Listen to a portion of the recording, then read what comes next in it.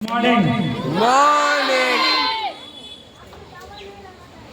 Today we all are gathered here for a special day, and every Friday we are gathered here for different topics.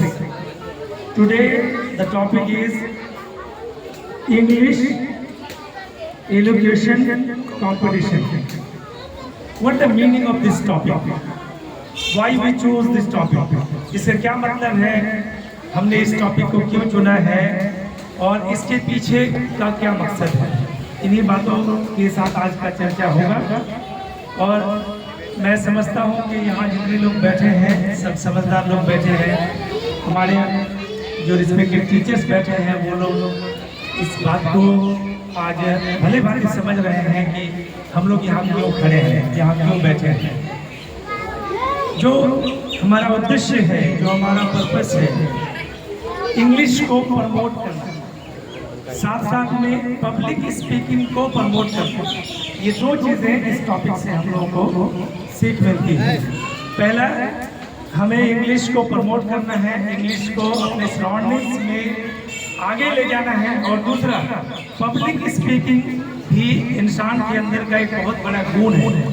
अगर किसी व्यक्ति के अंदर का वो व्यक्तित्व झलकता है, अगर वो सही से 10 लाइन किसी के सामने एक्सप्रेस कर पाता है, बोल पाता है, आप बहुत तेज विद्यार्थी हैं, बहुत अच्छे विद्यार्थी हैं और पब्लिक स्पीकिंग नहीं है आपके पास, तो आप आगे चल के जब कभी किसी पोस्ट में जाएंगे, कोई अधिकारी में जाएंगे या कोई आधिकारिक पोस्ट में जाएंगे, तो उस वक्त आपको अगर पब्लिक के सामने 10 लाइन बोलने को कहा जाएगा, तो what is happening on that time, उस वक्त क्या होगा आपके साथ? तो what will happen that time, उस वक्त क्या होगा? उसको दूर करने के लिए आज हम लोग इनहैंस कर रहे हैं पब्लिक स्पीकिंग। ये आज का जो टॉपिक है, जिसमें क्लास 4 के बच्चों को इम्पोर्टेंस ऑफ ट्रीज के बारे में बोलने को कहा गया और क्लास 5 के बच्चों को इम्पोर्टेंस ऑफ ग्लोबल वार्मिंग के बारे में कहने को कहा गया। तो ग्लोबल वार्मिंग आज पूरी दुनिया में, पूरे वर्ल्ड में एक समस्या बन चुका है, एक प्रॉब्लम इशू हो चुका है। आज टेम्परेचर इतना ज्यादा राइज हो रहा है पृथ्वी का, उसके पीछे का रीजन है global warming. What is global warming?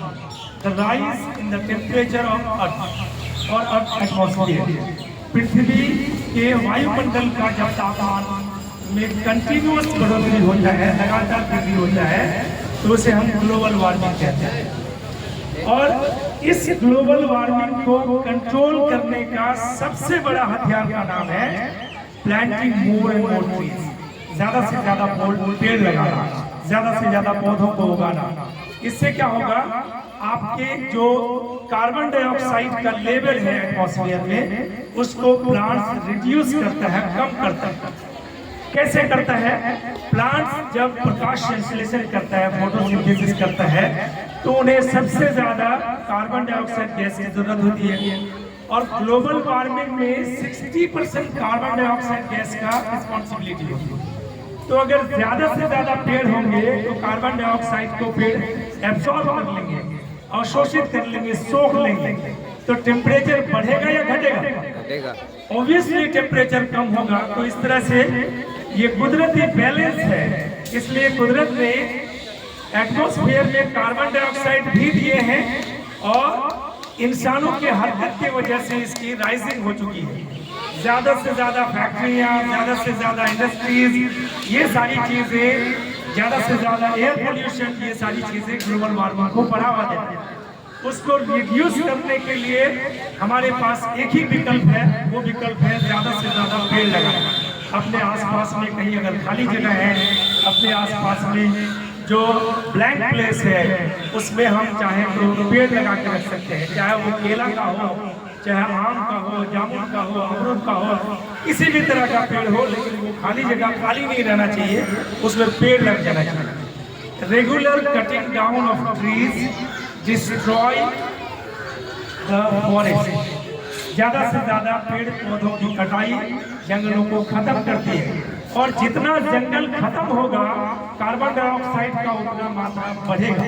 तो कार्बन डाइऑक्साइड मात्रा बढ़ाने के लिए पेड़ की कटाई जरूरी है और इसको मेंटेन करने के लिए इसको प्लांटेशन करना जरूरी है। इसलिए जहां डिफॉरेस्टेशन होता है उसका ऑपोजिट अफॉरेस्टेशन भी होता है। इसलिए हमें अफॉरेस्टेशन पर भी ध्यान देना चाहिए, क्योंकि डिफॉरेस्टेशन होने के पीछे का रीजन होता है।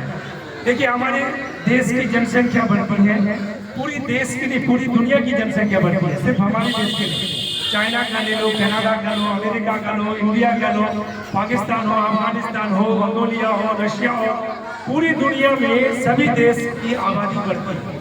तो इसको मेंटेन कैसे करें? तो हमारे पास जो बैरन लैंड है, जो बंजर जमीन है, उसको हम खाली ना छोड़ दें, उसमें पेड़ लगा दें, ज्यादा से ज्यादा जंगल उगा दें, तो इंसान की पॉपुलेशन बढ़ने की वजह से कार्बन डाइऑक्साइड का राइजिंग होगा, तो उसको रिड्यूस कर सकेंगे पेड़ पौधा लगाकर। इंसान को तरक्की करने के लिए भी हमें इंडस्ट्री की जरूरत है, फैक्ट्री की जरूरत है। इसके लिए फैक्ट्री जहाँ सेटअप किया जाता है, जहाँ कम्युनिकेशन सेटअप किया जाता है, तो ऐसे जगह से भी पेड़ पौधों को काट दिया जाता है। जैसे हमें नेशनल हाईवे बनाना है, तो उसके लिए उसके रास्ते में जो पेड़ पौधे आएंगे उसको काटना पड़ेगा।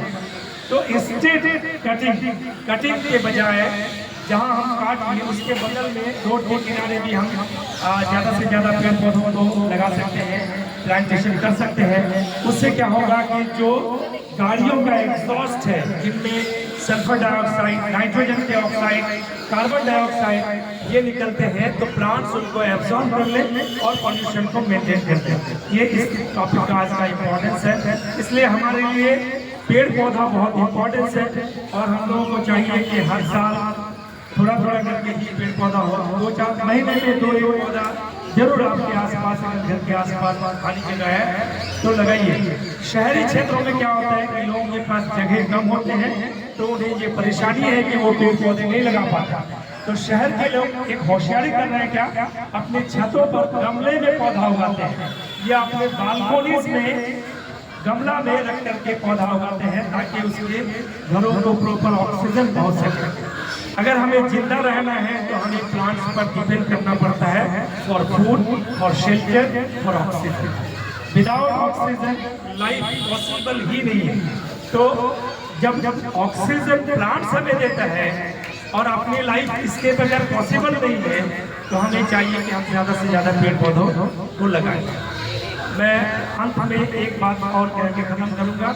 मैं आप तमाम बच्चों से ये गुजारिश करूंगा कि टीचर्स द्वारा जो आपको टॉपिक दिए जाते हैं, चाहे वो ग्लोबल वार्मिंग हो, चाहे एयर पोल्यूशन हो, वाटर पोल्यूशन हो, या जनसंख्या का पोल्यूशन हो, या इंग्लिश में ऐसे ढेर टॉपिक हैं, मैं नाम लेते थक जाऊंगा। इतने टॉपिक पर बहस की जा सकती है। तो जब आपको टॉपिक दिए जाते हैं, प्लीज आप लोग सीरियसली उसको तैयारी कीजिए। इससे आपका पब्लिक स्पीकिंग बढ़ता है। मुझे आप 4 घंटा बोलने दीजिए, मैं एक टॉपिक पे 4 घंटा बोल सकता हूँ। मुझे दिन भर बोलने दीजिए माइक पर, मैं कुछ भी बोल के टाइम पास कर सकता हूँ, बोल के खत्म कर सकता हूँ। ये इसलिए क्योंकि मेरे अंदर का हेजिटेशन पूरी तरह से एबॉलिश हो गया, खत्म हो गया। मुझे फर्क नहीं पड़ता है कि सामने कौन बैठा है, मेरे बगल में कौन बैठा है, मेरे को सुन कौन रहा है, इससे मुझे कोई फर्क नहीं पड़ता। ये फर्क आपको भी नहीं पड़ना चाहिए, तभी आप पब्लिक स्पीकिंग कर पाएंगे। आपको बोलने के लिए आना ही चाहिए हर हाल में। आप सामने वालों को सोचो कि मैं ही सब कुछ हूँ, मेरे सामने वाले मेरे से जीरो है, वो कुछ नहीं जानते हैं, तभी आपके अंदर का जो